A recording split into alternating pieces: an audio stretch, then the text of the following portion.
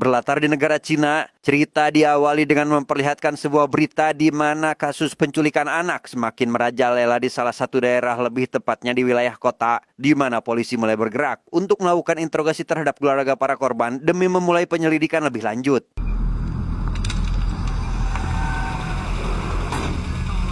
Di sisi lain, kita akan diperlihatkan dengan salah satu gedung yang disinyalir termasuk dalam sindikat kejahatan itu. Bertepatan dengan jam istirahat, salah satu anggota dari kelompok itu pun lantas memesan sebuah pizza sebagai makanan siangnya tanpa menyadari jika saat ini anggota tim elit dari kepolisian tengah bersiaga untuk melakukan penggerebekan.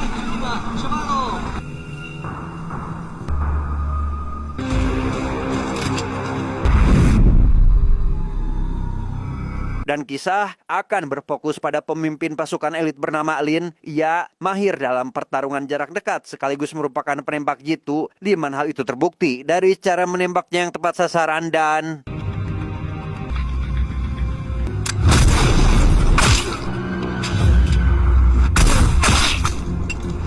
selesai menghabisi para penjaga di luar gedung, anggota tim khusus yang dipimpin oleh Lin pun segera masuk ke dalam. Mereka mulai membantai semua kroco yang ada di sana demi menyelamatkan anak-anak yang diculik oleh sindikat itu.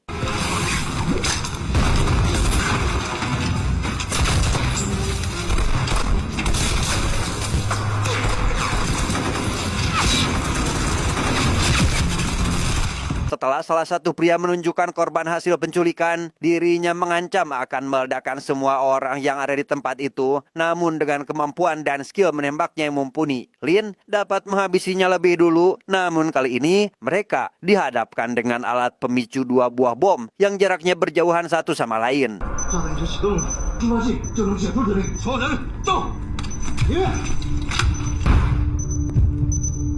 Dengan begitu, Lin segera mencari letak keberadaan bom kedua dan setelah berhasil ditemukan, ia bersama anak buahnya harus memotong kabel kuning secara bersamaan demi menghentikan ledakan. Namun saat dilakukan hitungan mundur, Lin seketika kehilangan konsentrasi saat baru menyadari jika putrinya yang mengenakan jam tangan juga ada di sana sehingga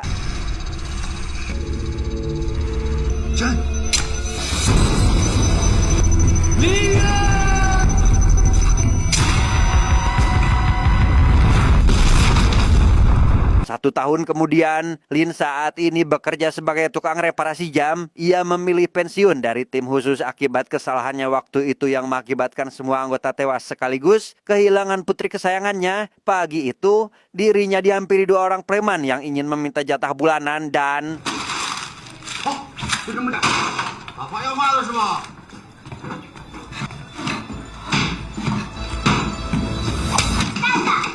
ya, dia bernama Xiao, merupakan anak tetangga Lin yang sudah tidak memiliki suami. Ya, dengan gagah berani menentang 2 preman itu agar tidak berbuat keonaran. Yang karena Xiao masih anak-anak, Lin yang tidak ingin masalahnya semakin bertambah pun lantas segera memberikan pelajaran kepada 2 pria tersebut.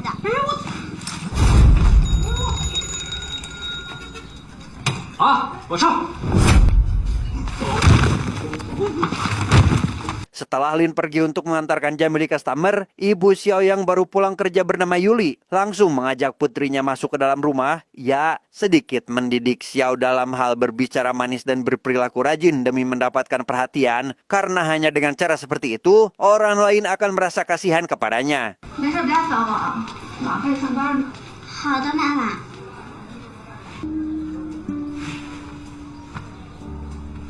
Di tempat lain, seorang polisi bernama Samsul meminta informannya agar segera mengumpulkan bukti kejahatan dari kelompok yang termasuk dalam sindikat kejahatan anak. Ya, sudah tidak ingin menunggu lebih lama karena harus segera melakukan penggerebekan. Tanpa membuang waktu lagi, si informan pun segera pergi untuk memulai aksinya.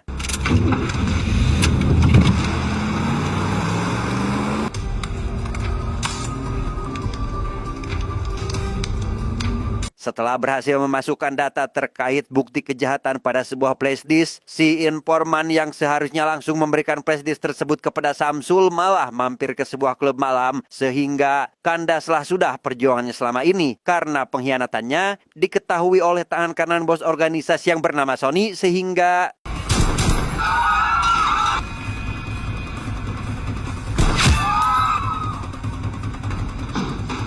Tidak memiliki pilihan lain, informan ini pun menyembunyikan flash disk pada tas salah satu karyawan. Ia pada akhirnya tertangkap oleh Sonny CS dan diinterogasi di sebuah lorong jalan sepi yang karena tidak ingin keluarganya ikut jadi sasaran, ia pun jujur terkait letak keberadaan flash disknya, namun sudah terlambat karena Yuli sang pemilik tas sudah membawanya pulang.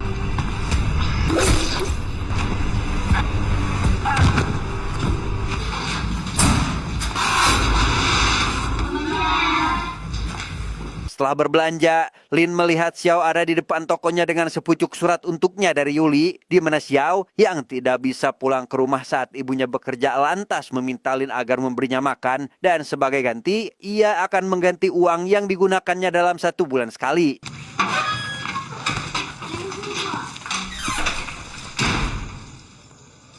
Sempat tidak ingin memperdulikannya, Lin terpaksa mengizinkannya masuk karena merasa kasihan, di mana Xiao yang penasaran akan jam tangan yang ada dalam kotak dibiarkan rusak seketika mengingatkan Lin akan tragedi di masa lalu karena jam tangan itu adalah milik putrinya sebelum meninggal akibat ledakan.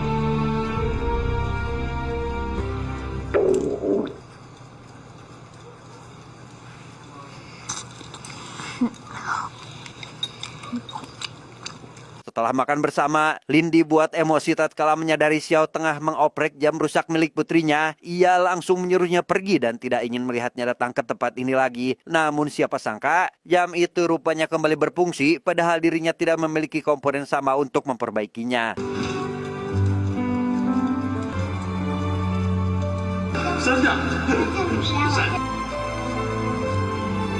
Keesokan harinya, Sonny menemui bos pemimpin sindikat kejahatan yang bernama Zilong. Ia memberitahu jika flash disk berisi bukti kejahatannya belum didapatkan. Namun di tengah pembicaraan itu, rekan bisnis si bos juga datang ke sana. Ia seketika protes karena Sonny sudah berbuat sesuka hati di kawasannya. 一直都是井水不犯河水。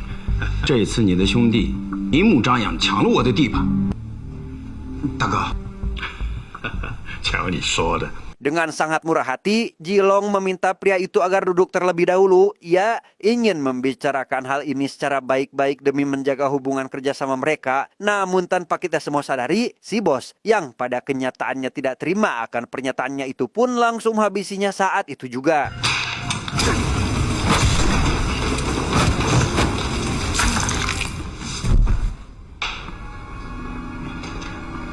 Yuli yang baru menyadari jika sebuah flash disk ada di dalam tas miliknya sama sekali tidak memperdulikan akan hal itu. Ia memutuskan jalan-jalan keluar dengan Xiao karena jarang memiliki waktu berdua, di mana momen ini selalu dirinya manfaatkan demi menyenangkan putri semata wayangnya.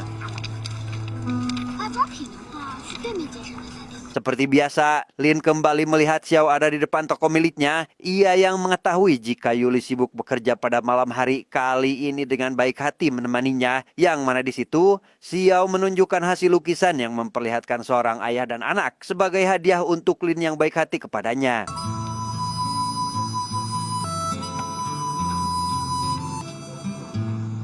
Kedekatan mereka semakin terlihat tatkala Lin mengajak Xiao mengantarkan jam ke kediaman customernya. Namun dalam perjalanan pulang, mereka secara kebetulan mendapati seorang ibu-ibu tengah dirundung oleh beberapa orang yang ingin mengambil bayinya, di mana salah satu pria yang mengenali Lin dengan cepat mengambil anak tersebut dan...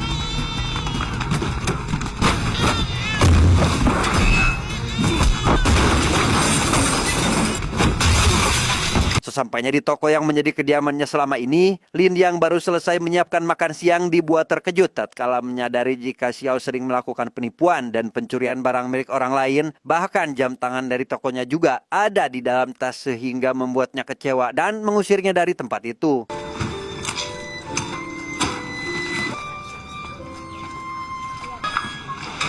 Dengan perasaan bersalah, Xiao langsung pergi mendatangi kawasan ramai demi menghibur diri, di mana secara kebetulan Sonny yang sudah mendapatkan foto Yuli bersama putrinya lantas merencanakan sesuatu, yang mana di situ Lin yang awalnya ingin meminta maaf kembali dibuat kecewa tatkala melihat Xiao tengah menipu anak-anak untuk mengambil uangnya.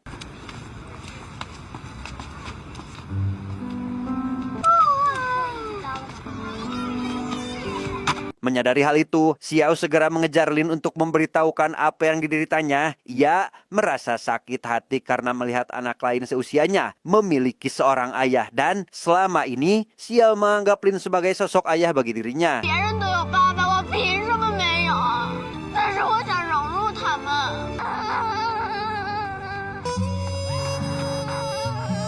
Di kantor polisi, Samsul menerima kabar terkait informannya yang dihabisi sehingga kandaslah sudah karena pihak kepolisian tidak memiliki bukti untuk melakukan penggerebekan. Hingga tak lama datang seorang ibu-ibu yang memberikan laporan terkait anaknya yang hilang sehingga harus mencari cara lain untuk segera memberantas masalah ini.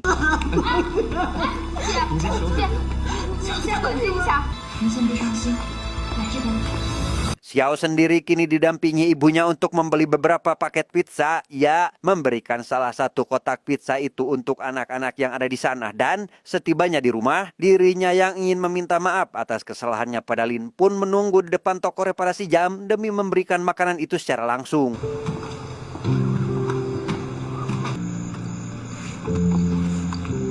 Saat sedang menunggu kepulangan Lin itulah, Xiao justru malah diculik oleh anggota sindikat penculikan, sementara ibunya sendiri kini diinterogasi oleh Sony dan satu ajudannya. Dan karena Yuli pada waktu itu tidak memperdulikan flashdisk yang ada di dalam tas miliknya, ia pun sama sekali tidak dapat memberikan apa yang diinginkan oleh pria tersebut. 你女儿长得也挺可爱的，我东西在哪？ Tak berselang lama, Lin yang baru tiba di depan toko menemukan pizza yang sebelumnya akan diberikan oleh Xiao. Ia yang menyadari adanya kejanggalan lantas segera mendatangi kediaman Yuli untuk memastikannya. Yang mana di situ, ajudan Sony yang berambut gondrong pun lantas menghadangnya sehingga...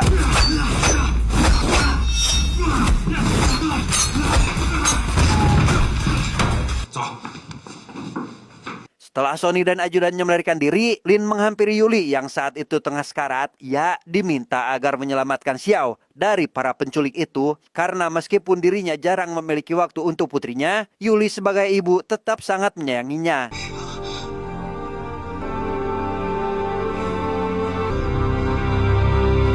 Xiao sendiri kini dibawa ke markas dan dikurung bersama anak-anak yang juga merupakan korban penculikan. Ia yang tidak ingin berada di tempat itu lantas menangis sambil memohon ingin dibebaskan. Namun hal itu langsung ditenangkan oleh salah satu anak di sana karena hal itu hanya akan lebih membuatnya semakin menderita. Beberapa jam kemudian, pihak kepolisian datang untuk mengamankan jasad Yuli, di mana Samsul yang harus melakukan penyelidikan lantas menghampiri Lin untuk meminta keterangan. Namun Lin tidak menceritakan apa-apa, kecuali Xiao yang sering datang berkunjung ke tokonya. 感谢你的配合，如果你有任何线索，这是我们的语言。 Karena penasaran akan isi dari flashdisk yang ditemukannya, Lin akhirnya mengetahui alasan Sony menemui Yuli adalah untuk mendapatkan flashdisk ini. Ia yang juga menyadari Xiao diculik oleh organisasi itu segera menemui seorang untuk menanyakan lokasi keberadaan Sony saat ini. Yang karena si pria menyek-menyek sekaligus malah meremehkan kemampuannya, ia pun harus sedikit tegas demi membuatnya buka suara. 你说是不说？干了！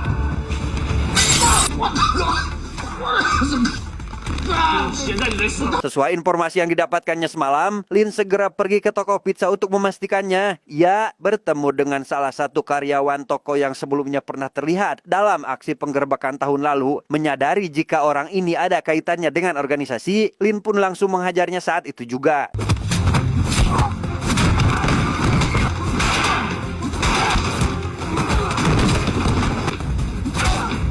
Mengetahui jika sebentar lagi akan dilakukan pengiriman anak menggunakan kereta api, Lin segera menerobos masuk ke dalam salah satu gerbong. Ia bertemu lagi dengan si pria yang sempat berusaha mencuri bayi dari seorang ibu-ibu tengah jalan dan...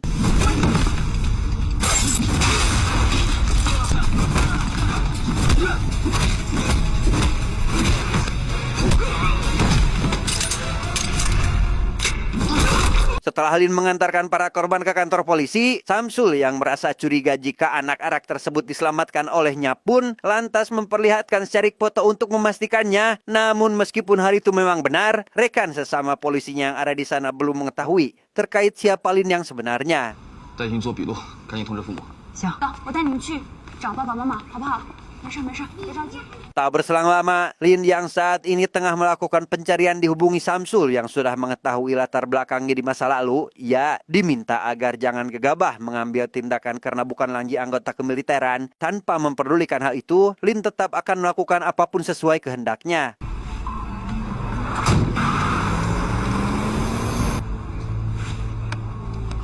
Sesampainya di markas sindikat kedua yang menyimpan beberapa anak, ia yang tidak melihat Xiao ada di sana segera menyusuri ruangan untuk mencarinya terlebih dahulu. Alih-alih menemukannya, Lin justru mendapati Sony dan para anak buahnya sedang akan mengambil organ dalam dari salah satu tubuh korban penculikan sehingga...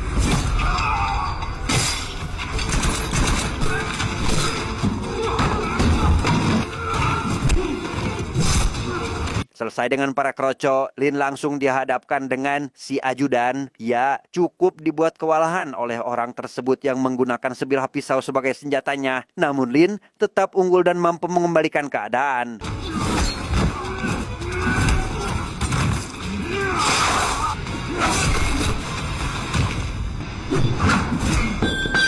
Saat sedang melakukan interogasi, Lin yang dibuat kesal oleh Sony lantas menyiksanya perlahan agar buka suara. Dan pada akhirnya orang ini pun jujur terkait Xiao yang ditawan oleh bosnya di markas besar. Bersamaan dengan itu, Jilong secara kebetulan menghubungi Sony membuat Lin lantas mengajukan kesepakatan jika ingin mendapatkan apa yang diinginkannya. 兄哥，救我！救我！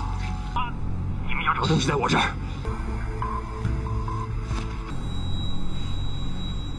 Tanpa membuang waktu, Lin segera pergi ke markas Jilong untuk menyelamatkan Xiao. Ia yang datang seorang diri langsung dirundung oleh para kroco yang ada di tempat itu, sehingga adrenalin campur kebrutalan pun tak dapat terhindarkan lagi.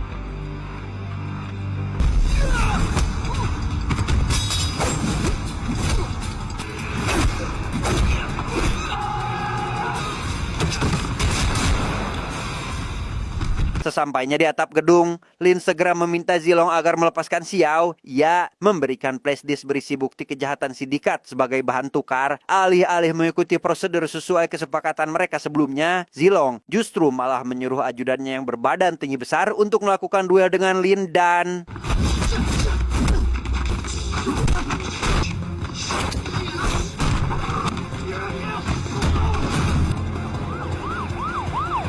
Mendengar suara sirine polisi, Zilong bersama anak buahnya yang tersisa segera bergegas meninggalkan tempat itu dengan membawa Xiao, di mana Samsul yang tiba di sana segera menyuruh Lin agar mengejar para penjahat itu, sementara dirinya akan mengambil alih pertarungan dengan si pria berbadan besar ini.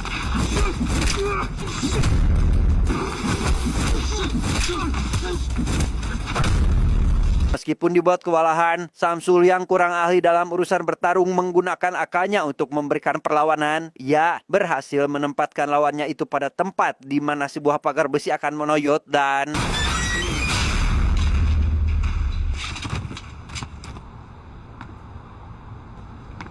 Sementara itu, Lin yang melakukan pengejaran tiba di sebuah dermaga. Ia yang menyadari jika Xiao dibawa menggunakan salah satu perahu lantas menggunakan perahu lain untuk mengejarnya. Di mana Zilong yang dibuat panik meminta anak buahnya agar menembakkan bazooka kepada Lin, tetapi...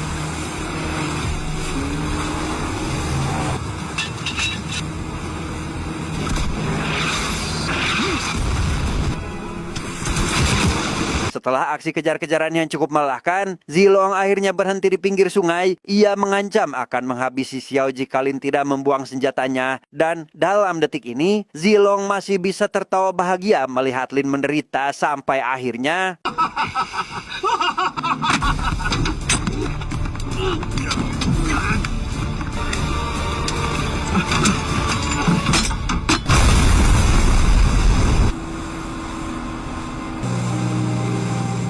Tak berselang lama, Samsul bersama para anggota kepolisian juga tiba di lokasi, di mana Anda pasti akan dibuat terkejut saat mengetahui jika Lin selamat dari tragedi ledakan barusan, di mana Lin segera melakukan CPR demi menyelamatkan Xiao sebelum dirinya dibawa oleh kepolisian akibat melakukan pembantaian tanpa izin pemerintah.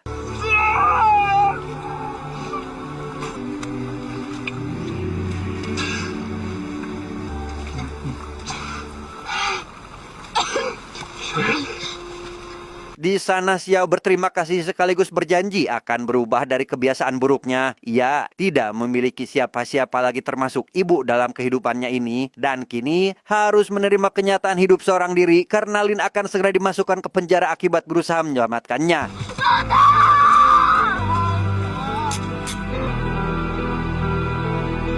Tamat ending yang sangat membagongkan.